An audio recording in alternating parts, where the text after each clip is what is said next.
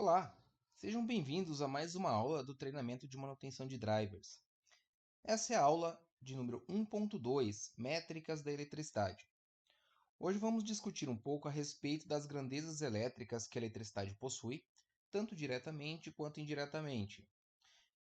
Precisamos saber como medir essas grandezas para que possamos projetar, analisar ou até mesmo qualificar um sistema elétrico. Isso vai ser de suma importância quando efetuarmos reparos, análise de componentes, análise de circuitos, como verificar se em determinado ponto está chegando uma determinada tensão, um determinado sinal, um tipo de onda correta. Então é importante que entendamos bem esse segmento essas características que a corrente elétrica, que a energia elétrica possui, para que possamos entender de fato o que está ocorrendo dentro de um circuito elétrico. Diretamente, nós temos três grandezas relacionadas à energia elétrica, que é a tensão, que é medida em volts, corrente, que é medida em ampere, e a potência, que é a unidade de medida que mensura o quanto de energia foi cedido ou absorvido por determinado elemento. Nós temos aqui um desenho bem bacana, eu acho, bem legal, que exemplifica como funciona esse sistema. A gente tem ali o bonequinho amarelo, o volt, que é a força a qual empurra a diferença de potencial que empurra, que direciona, que movimenta os elétrons. Essa unidade é medida em ampere, que é o bonequinho verde. E a gente tem um terceiro bonequinho, que é a resistência elétrica ali, que é o ohm, que estrangula a passagem, que limita a passagem de corrente elétrica através dele. Vamos discutir um pouco mais sobre tensão. A tensão, ou DDP, diferença de potencial, é a força que impulsiona, que faz com que haja uma corrente elétrica, ou seja, é a diferença de potencial entre dois pontos, um com maior carga positiva e outro com menor carga positiva, ou seja, um negativo e um positivo. Essa força, ela é quem move, é o campo elétrico gerado, promovendo esse fluxo de corrente elétrica em um meio, em um condutor. A gente pode fazer uma analogia dessa diferença de potencial, por exemplo, com uma caixa d'água. A caixa d'água ela tem um nível mais alto e um nível mais baixo. O nível mais alto possui um diferencial, uma diferença de potencial gravitacional em relação ao nível mais baixo, maior. Então, essa diferença de potencial entre o nível mais alto e o nível mais baixo seria a tensão. A gente tem ali uma maior é, acúmulo de energia potencial gravitacional acima e embaixo uma menor. E quando liberamos um fluxo, uma torneira, alguma coisa do gênero, começa a fluir a água pelos dutos ali do sistema de água. Essa é uma analogia bem legal que eu gosto de utilizar, porque exemplifica bem como funciona. Vamos discutir também agora um pouco sobre corrente elétrica. O que é a corrente elétrica? Vamos supor que num período de 1 segundo, através de um condutor, passa uma quantidade X de elétrons. Essa quantidade X de elétrons que percorreu aquela área num período de 1 segundo seria a corrente elétrica. Vamos utilizar a mesma analogia da caixa d'água, porém aqui a gente já tem o desenho da caixa d'água, tem ali a sua diferença de potencial, que no caso é a altura, e a gente tem um fluxo. Se a gente abrir um registro que seja, começa a fluir água. Isso seria a corrente elétrica, o fluxo de elétrons passando através de um meio. A potência. A potência está relacionada, na eletricidade aqui, ela está relacionada ao produto da tensão, da força que move os elétrons, pela quantidade que move esses elétrons. O produto entre essas duas grandezas é representado pelo símbolo watts, pela letra W maiúsculo, que representa o quê? Essa é a quantidade de energia que foi consumida ou foi aplicada em determinado circuito. Resistência. ela é medida em ohms. Ela vai ser uma grandeza indireta da eletricidade. Por quê? Ela é uma grandeza, é uma medida de um elemento que obstrui, que limita a quantidade de corrente que percorre por este meio. Para você encontrar a medida da resistência desse meio, você precisa saber a resistividade elétrica do condutor ou do meio, o comprimento deste meio e a área de seção desse condutor ou desse meio ao qual vai passar essa corrente elétrica. Outra forma de você medir a resistência elétrica é através da equação da primeira lei de Coulomb, que a resistência ela é igual à tensão a diferença de potencial aplicada dividido pela corrente que por ela circula. A gente vai empregar a mesma analogia. Aqui são duas caixas d'água, uma com maior potencial, que está mais cheia, e uma com menos potencial gravitacional, que está mais vazia. A diferença entre essas duas seria a tensão elétrica. Por ela, existe um duto estreito que interliga as duas, fazendo fluir uma corrente elétrica, ou seja, essa água que se desloca da caixa d'água de maior potencial para a caixa d'água de menor potencial, isso seria a corrente elétrica. Em analogia, seria a corrente elétrica.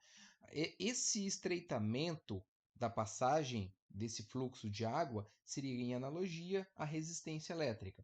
Então, a gente tem as três primordiais da eletricidade aqui. Ou seja, nós temos a diferença de potencial, nós temos o fluxo de corrente elétrica e temos a limitação de corrente elétrica. Classicamente, existem dois triângulos que ajudam muito a mensurar, a medir certas grandezas a partir do conhecimento de outras duas. Por exemplo, a gente tem o triângulo rei, que é R representa a resistência em ohms, E a tensão em volts e I a corrente em ampere. E temos também o triângulo IP. O IP, I, corrente elétrica em ampere, P, a potência em watts e E, a tensão em volts.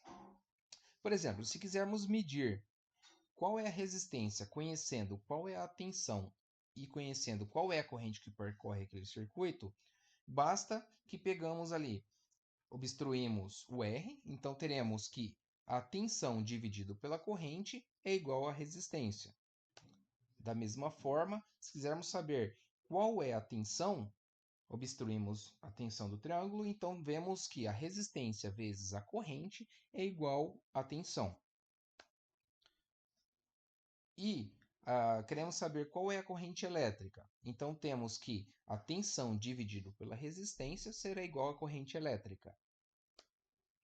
O triângulo IP também segue o mesmo parâmetro. Obstruindo a corrente, temos ali que a potência é igual à tensão, a potência é igual a corrente é igual à potência dividido pela tensão. Neste caso, a potência é igual à corrente multiplicando a tensão. Neste caso, a tensão é igual à potência dividido pela corrente. Aqui já é mais elaborado, mas possui todas as características que a gente viu até agora. Ou seja, nós temos aqui três fórmulas para calcular a tensão nesse quadrante superior direito. Temos também as fórmulas para calcular a potência no quadrante superior esquerdo, as fórmulas para calcular a corrente no quadrante inferior esquerdo e as fórmulas para calcular a resistência no quadrante inferior direito. Por exemplo, se conhecemos a potência e a corrente, conseguimos calcular quem é a resistência, qual o valor da resistência, pois a potência dividido pela corrente ao quadrado é igual à resistência em ohms. Uma curiosidade bem bacana. Toda bateria ela possui uma resistência interna que limita qual é a potência que ela pode suprir. Por exemplo, baterias com baixa resistência podem suprir altas cargas, altas correntes, desculpe. Baterias com uma resistência mais elevada tende a suprir correntes menores. Por exemplo, aqui a gente tem uma bateria de 1,5 volts e ela pode fornecer até 2,3 amperes. Para a gente conhecer qual é a resistência interna dessa bateria, é só pegarmos aquela fórmula, ou seja, R é a resistência é igual a tensão dividido pela corrente. Vamos encontrar que ela possui uma resistência interna de 0,65 ohms. Esse é o máximo de carga que ela pode suprir, 2,3. Vamos supor que pegamos um circuito elétrico que esteja em curto-circuito e absorva mais do que isso de corrente. Qual que é a tendência dessa bateria? A tendência da tensão dessa bateria é geralmente a cair. Por isso que muitas vezes, quando pegamos uma fonte de bancada e alimentamos um circuito que está em curto-circuito, o que acontece? Vemos que a tensão na fonte, se ela estiver programada para bloqueio acima da corrente utilizada, ela vai cair. Às vezes você pega lá e coloca na fonte de bancada 9 volts e 100 mA e coloca num circuito que absorva mais do que 100 mA. A tensão da fonte tende a cair, ela vai para 7 volts, 6 volts. Por quê? Porque a resistência interna desse gerador de tensão aumenta. E se aumenta, a resistência interna aumenta, se temos uma corrente maior do que ela pode suprir, então nós temos uma queda de tensão mais associada na bateria. Ou seja, fazendo com que a tensão caia devido à corrente em excesso que ela absorve, que o circuito absorve.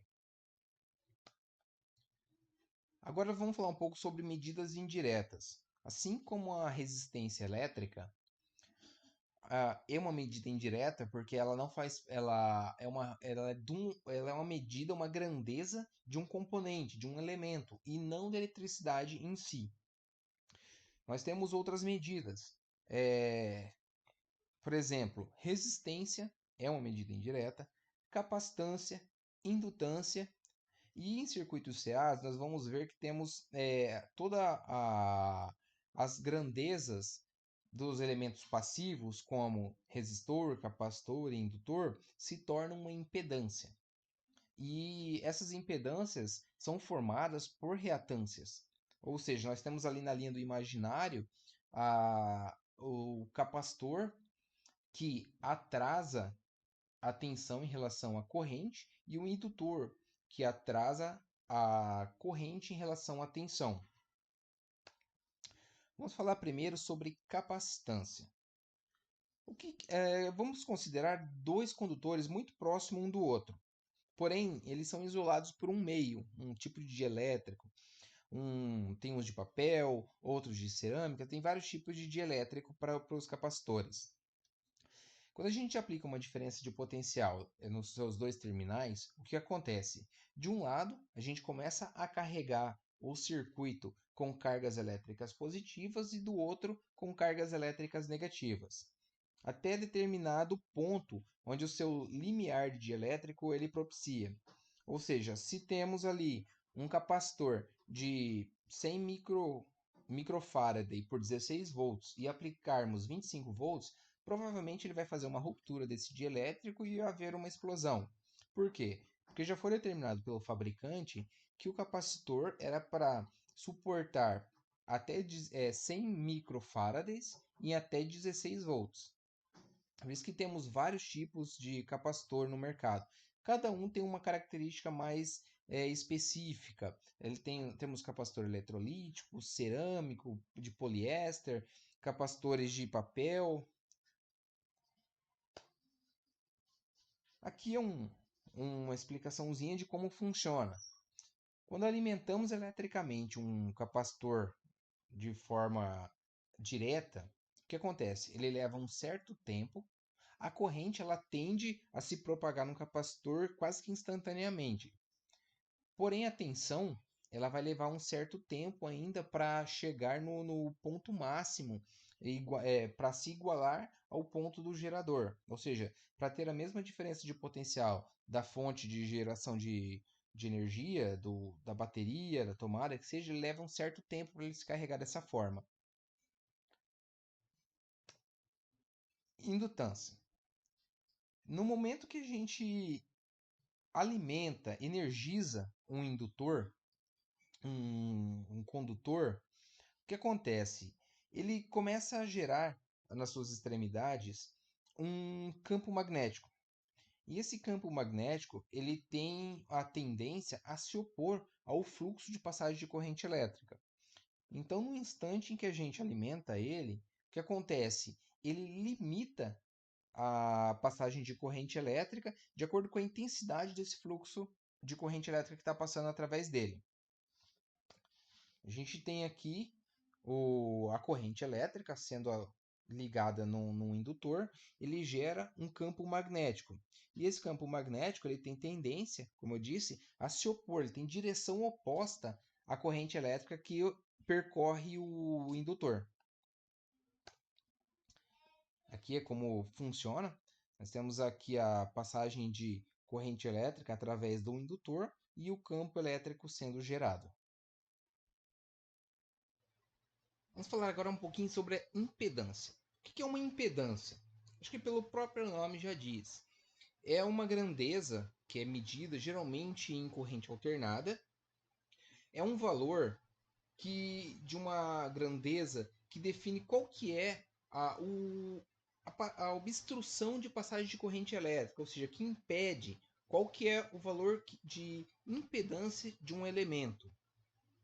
Ou seja, nós temos aqui em corrente contínua a impedância de um resistor é o valor real, é o valor do resistor e só, é igualzinho na corrente contínua. Porém, nos capacitores e indutores, como eles têm efeitos sobre a corrente e a tensão, eles vão ter na linha do seu imaginário um valor reativo, ou seja, a reatância. A reatância desses elementos vai variar de acordo com a frequência ao qual eles trabalham. Por exemplo, a reatância indutiva ela tem uma característica de atrasar a corrente em relação à tensão. Ou seja, no indutor em corrente alternada, a tensão basicamente atravessa o indutor num instante muito pequeno, enquanto a corrente ela é retardada. A tensão sempre vai estar adiantada em relação à corrente no indutor. No capacitor já é o contrário. A corrente está adiantada em relação à tensão. O capacitor, a corrente, ele tende a absorver uma corrente tão brusca no instante inicial do seu carregamento, mas a tensão leva um certo tempo até conseguir chegar no seu limiar ali e igualando a sua fonte geradora de energia. Corrente alternada e corrente contínua. Temos algumas diferenças aí, como já foi mencionado antes. A corrente contínua ela possui uma tensão fixa, sem variação durante seu percurso, enquanto a bateria ou gerador estiver em funcionamento pleno, enquanto a resistência interna, a corrente drenada não for maior do que que o gerador ou bateria possa suprir. Corrente alternada ela tem uma alternância. Ela alterna o sentido da direção do fluxo de corrente elétrica e a amplitude do seu sinal num período X de tempo. Ou seja, a nossa rede elétrica possui 60 Hz. Ou seja, ela alterna de um valor X, zero, até um valor máximo, depois retorna para zero, depois inverte o sentido, um valor X máximo negativo, depois volta para zero, fazendo isso 60 vezes num segundo. Por que a gente precisa entender um pouco dessa parte de conversão dos valores encontrados? Vamos supor uma tomada que possui 220 volts RMS, que é o valor eficaz que a gente encontra na alimentação comum das residências. Em alguns locais é 127 volts, fase neutro, em outros locais 220 volts, fase neutro. Para a gente encontrar o valor de linha dessas tensões, que é o valor entre fase e fase, nós multiplicamos pela raiz de 3. Ou seja, se temos um valor RMS de 220 volts e multiplicarmos pela raiz de 3, vamos encontrar que a tensão de linha, ou seja, o valor de tensão entre duas fases, é igual a 381,05 volts. Lógico, isso vai depender assim de local, de qualidade da energia, mas isso aí varia em torno de 10 a 15% no máximo esse valor de energia. Às vezes o TAP do transformador está elevado, subindo um pouco as tensões, mas nada que se preocupe. Agora o que a gente precisa conhecer bastante é como converter ou o valor de fase neutra ou o valor de linha para a tensão de pico. Como é que a gente encontra o valor de pico dessas tensões? A gente pega o valor RMS, o valor eficaz, e a gente multiplica pela raiz de 2. Vamos supor numa tomada que tenha energia 220 volts RMS. A gente quer saber qual é o valor de pico dessa tensão. A gente multiplica esse valor pela raiz de 2 e vamos encontrar 311,12 volts. Ah, professor, por que é importante saber isso? Vamos para o próximo passo. Vamos supor que a gente tem um inversor de frequência, um CFW08 de 1 cavalo. Ele possui ali no seu arranjo físico 2 capacitores ligados em série, ou formando um banco de capacitor, onde ele vai armazenar e filtrar essa energia retificada. A gente alimenta ele com duas fases de 220 volts, ou seja, a gente vai ter na entrada 380 volts RMS. Após a retificação, no banco de capacitores, você deve encontrar um valor próximo do valor de pico dessa tensão de entrada, ou seja, 311 volts vezes 1.4142. No banco de capacitores, você deve encontrar uma tensão próxima a isso daqui, 537,96 volts. Deixa eu exemplar aqui. Aqui nós vamos ter a tensão alternada entrando, passa pelos retificadores e assume essa forma de onda. Ela possui os ripples de sinal depois da retificação. O banco de capacitor ele vai fazer a filtragem, tentando eliminar esses ripples e deixando o mais próximo possível de uma tensão contínua, e também vai armazenar energia para que o sistema inversor possa utilizá-la. Às vezes você pega o inversor e energiza ele depois dos primeiros testes, por exemplo, um teste a frio, que é para verificar se todos esses diodos aqui estão de forma adequada, que você possa alimentá-lo com risco menor. Aí você vai fazer a medição do banco de capacitor para ver se está ok. E aqui não está chegando os 537, não tem essa tensão no banco de capacitor. Tem ali só 200 volts. Isso indica que provavelmente você vai ter um problema no sistema de retificação. Ou está só com meia onda, ou tem algum problema drenando a energia. É necessário fazer outras análises. Mas a princípio, por isso precisamos conhecer qual é o valor que entra e qual o valor necessitamos encontrar aqui. Isso que é interessante a gente conhecer bastante essa teoria para a gente imaginar como funciona um sistema. Imaginando e calculando, a gente vai detectar, e isso vai se tornar automático. Você vai encontrar essas falhas gradativamente, e isso já vai virar uma experiência no seu conhecimento. Você vai acabar resolvendo esses problemas muito mais rápido do que você pensa. Bom, a aula de número 1.2, métricas da eletricidade, fica por aqui. Qualquer dúvida ou comentários, podem deixar aí que eu vou estar respondendo. Podem entrar em contato. Um feedback de vocês é muito importante para que eu possa estar melhorando mais essas aulas. Tá? Um grande abraço a todos e até a próxima aula.